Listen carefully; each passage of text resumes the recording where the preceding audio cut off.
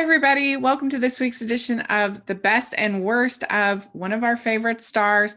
And this is a little taste of the Hidden Gems podcast. And we hope if you like this series, then this shorter video that you will go and check out our fuller, longer episode of the Hidden Gems of various streaming services. And today we're talking about the best and worst of Gary Oldman. Mank is out. It's very exciting. And he is a very best and worsty kind of actor. He has a lot of highs and a lot of lows. So it's going to be very fun to talk about him. He's made his imprint on a lot of different franchises. So he is quite the thespian. I am film critic Rachel Wagner. Ryan is here. Hey Rachel, so great to be back with you once again. And yeah, Gary Oldman is someone who I was looking through his IMDb and I was saying they're like, wow, he's been in a lot of great. Oh, he was also in that. So there was like this elation and then this degradation. Yeah, Now, that's right. I just want to say that I'm a big fan of his work, but we were talking about off recording that there are some actors in some movies that just feel like they're shielded away from like the film Twitter and the letterboxed people of the world. Is like these films are perfect and they shall experience no criticism. And if anyone brings up a legit point, they're like, no, you're not a fan of real cinema, and just march, march, march, march, march. So Yeah, I mean Gary Oldman is notorious for being in the beloved classic Tiptoes, which I haven't seen, but it's supposed to be just I've seen the trailer and it's hilarious. So he has definitely made his mark in bad movies, but he's also been in a lot of really good movies. And so hey, he takes the swings, right? Some of them land, some of them don't. So he's also famously in the Harry Potter series, the Dark Knight series, and so yeah, he gets around. yeah, he's had a very long and lengthy career that's still going to this day, and from all accounts, he's an incredibly nice man. So even though we jest, I mean, yeah, I Yeah, still have a lot of respect for the guy, and no matter what he does, no matter good or bad, I'll always be there. yeah. So picking out the best of Gary Oldman, I really thought about The Dark Knight. It's a great film. It's a great performance. He does a very good job in the role as Commissioner Gordon. But if I'm talking about my favorite, the one that I love the most, I think his performance in Dawn of the Planet of the Apes is my favorite. I can't think of when I've cried more in a movie than when he finally gets to see his family again, and it made the picture of his family again, and it made me think of my life in a whole new way because I never had occurred to me that I almost never print photos anymore, almost never. And I mean, that was the only way to get photos is you had to print them. And now they're all online, all of my photos, unless I'm framing it for some purpose, I don't print it out. And so because he's without electricity, he's without all of those pictures. And so he doesn't have pictures of his family. And so when he finally is able to see his family and he just gets so emotional, and it never occurred to me that I would be in the same situation if I didn't have electricity.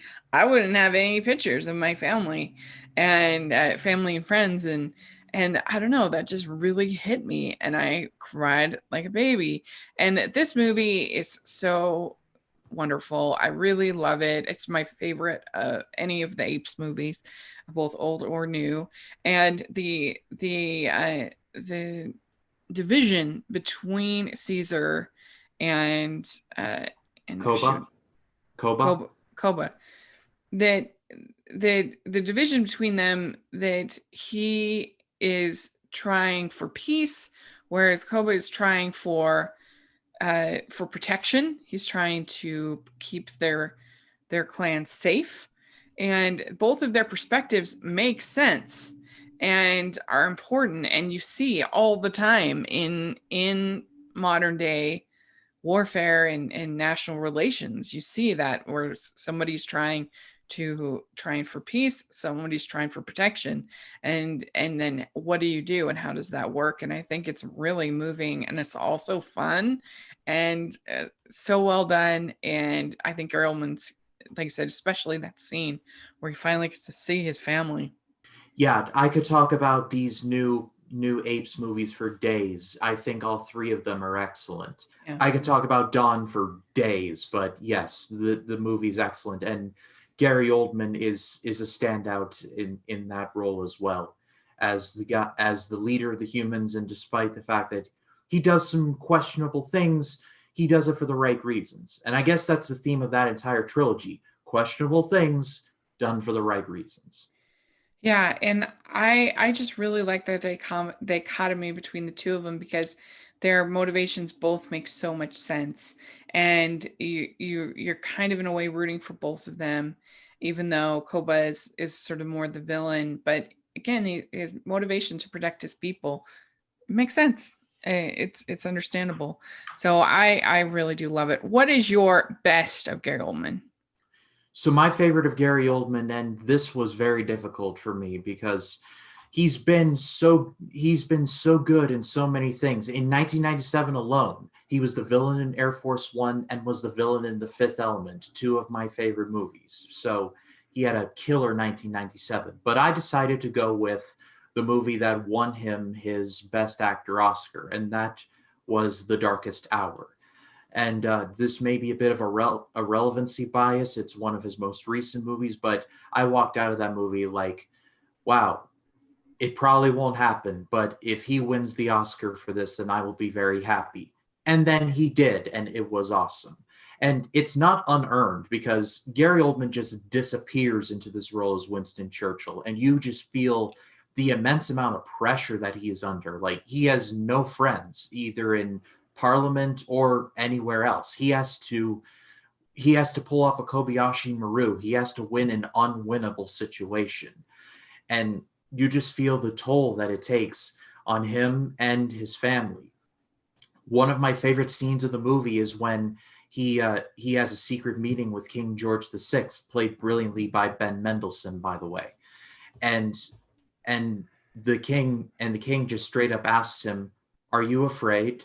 And Winston Churchill's like, "Yes, I am afraid, most terribly." And it communicates so much in so little. And I go back to watch that scene all the time. It's on YouTube on Fandango movie clips, and it like I love that scene so much, and I love that whole movie entirely. When he won the Oscar for it, I'm like, well, I still have absolutely no faith in the Oscars, but hey, even a broken clock is right twice a day. Yeah, so this was the year that was just all about Dunkirk, if I'm not mistaken. It was the year there was Their Finest, there was this, there was a whole bunch. It was like everybody was thinking about Dunkirk. And and I think that to me this movie is fine. I like it. I don't love it. I mean he gets a long way on the makeup and it is very impressive.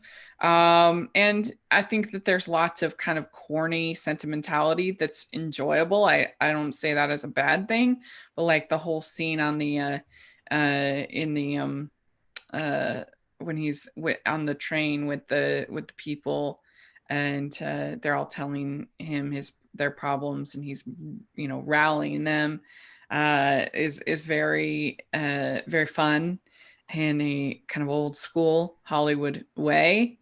Actually, that was a bit of a historical accuracy. I ended up looking it up afterwards, and Hmm. that was actually true. Churchill was known to disappear into the tube and just, hobnob with people. And this is the Yeah. prime minister. Like, he's one step below the king of England. And so Yeah. But for just him the to do way, like that, it with with the music and the getting everyone cheering and it's very old school Hollywood. It's enjoyable. I like it. And he does a really good job in the role. You have Joe Wright, who's a very good director. That he kind of directs it almost like it's directing a play, I think, in it, and it has that sort of feel. And yeah, so if you are interested in Churchill, we also had The Crown that year that started, I think, that year. And So it's you had still all these going. different versions of Churchill running around. That was interesting. And so there you go, The Darkest Tower. So my worst of Gary Oldman, he really does have a lot. I could have picked Red Riding Hood. That is really bad. This space between us is terrible. The only thing I remember fondly about that movie is that I met my friend Camille while waiting in line for the screener for that movie. We started talking, and now we're still friends to this day. So Well, there you know you what they go. say about clouds and silver linings. That's right. um, but I think of all of his bad movies, the one that's the worst, that's notorious, it's terrible, is The Scarlet Letter. This isn't even a book that I particularly like, but I mean, it's a classic novel and it's just completely ridiculous. This is like the Harlequin romance version of The Scarlet Letter with Demi Moore, Gary Oldman in the leads, and he the puritanical Hester Prynne is there's all of a sudden like an Indian war in this. Like what? It's really bad. It's one of the epically terrible movies ever made. It's hilarious. It's so bad. Yeah, I had never heard of this movie. I was when I heard the Scarlet Letter, I'm like, wait, wasn't that movie with Daniel Day-Lewis in it? And then I was like, oh wait, no, that's The Crucible. That was two Oh completely yeah, different things. yeah. It's I would say it's one of those ones that's borderline so bad it's good. It's so ridiculous. It's taking itself very seriously, trying to be this sexy, sexy romance. And that's kind of sad too, because the director of this directed a show on History Channel called Texas Rising. It was a mini series, and I really enjoyed that. Oh yeah. Yeah, it's ridiculous. And it's also way too long, over 2 hours. But yeah, I mean, I mean, Gary Oldman he doesn't necessarily give that bad a performance in this campy, ridiculous movie, but I guess so. But it's just it's so bad. So that's my worst of Gary Oldman. What is your worst? So my worst, and this is a movie that has probably been forgotten for all the right reasons. It's a movie called Paranoia. This was an attempt of Liam Hemsworth to try and break out as a single star because hey, he's related to Chris. That must be good, right? Spoiler alert, no, it's not. The movie is just essentially yelling in rooms about tech stuff, and I wanted to just walk myself into the sea. This movie was so boring. Like Harrison Ford has no hair for some reason, and basically all of his scenes are about Gary Oldman and him just yelling at each other, and you're like, "I stood on your shoulders," and it's like, "Now I'm gonna stand on your neck," and just like, guys, figure something out, please. Like, can't we all just get along or whatever?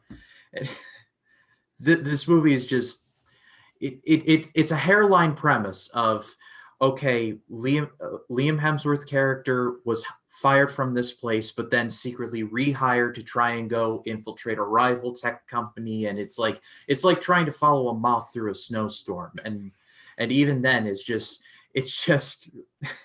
it's ruined by bad dialogue and pacing that just feels like molasses in winter. It takes its own time. God Yeah. bless it. Yeah, a movie with Harrison Ford and Gary Oldman should not be this bad, and it's hilarious. The best scenes are the ones where they're in it, but it's so ridiculous, and it's not even paranoid. There's nobody that's like paranoid. It's not even like hardly a thriller at all. It's just what? And you have Liam Hemsworth trying to run, which is hilarious. It's a really bad movie. It's the kind of movie that you'd see on, you think that it's like made for television, like on TBS or something like that. And then you're like, whoa, what is Gary Oldman doing? What is Harrison Ford doing? And it's sad because literally everything about this movie suggests that I should like it. Starring Gary Yeah. Oldman and Harrison Ford. Liam Hemsworth's in there. Fine, he's related to Chris. The Hemsworth brothers normally have a good track Yeah. record with these kind of things, and it's just horribly botched in all the wrong ways. It's a worthy choice for your worst. So there we go. That is our best and worst of Gary Oldman. Let us know what you think. He has a wide catalog on both sides. So put in the comment section your best and your worst. We'd love to talk about it. Love to hear what you think. If you have suggestions of who you'd like us to do next, we would love to hear that as well. And Ryan, where can people find you? Well, you're not spoiled for choice on either side of the good, bad, or ugly on the Gary Oldman That's front. right. But people can find me on Facebook, Twitter, Instagram, and Letterboxd at RyanCam20. Then there's of course my YouTube channel, which is just called Ryan Cam. We're recording this on a Monday, which means my review of Intolerance: Love Struggle Through the Ages has dropped. That's a part of the AFI project. On Wednesday, I'll be dropping my review for The Lord of the Rings: The Fellowship of the Ring. And then on Friday, I'll be dropping my review for West Side Story. And then on Saturday, I'll be dropping my review for Mandalorian Season 2, Episode 7. So a lot of content coming down the pike. If you all haven't checked me out, please do. I put a lot of time into the channel. I'm very proud of it. So if you haven't given me a chance, I humbly ask that you please do. Yeah, you shall definitely subscribe and check it out. And you can follow me at Rachel's Reviews, all over social media, iTunes, YouTube, and on Rotten Tomatoes. Make sure you check out our longer Hidden Gems episode for the week. It's all about Peacock Network, and we've got some really fun recommendations over there. So we'll have that link in the description. Also, make sure you check out our Patreon group. We have a lot of fun talking in there, and it's definitely worth your investment. And then we also have our merch store, which has tons of fun holiday designs. So make sure to check that out. And thanks so much, everybody. And we'll talk to y'all later. Bye, everyone. Bye.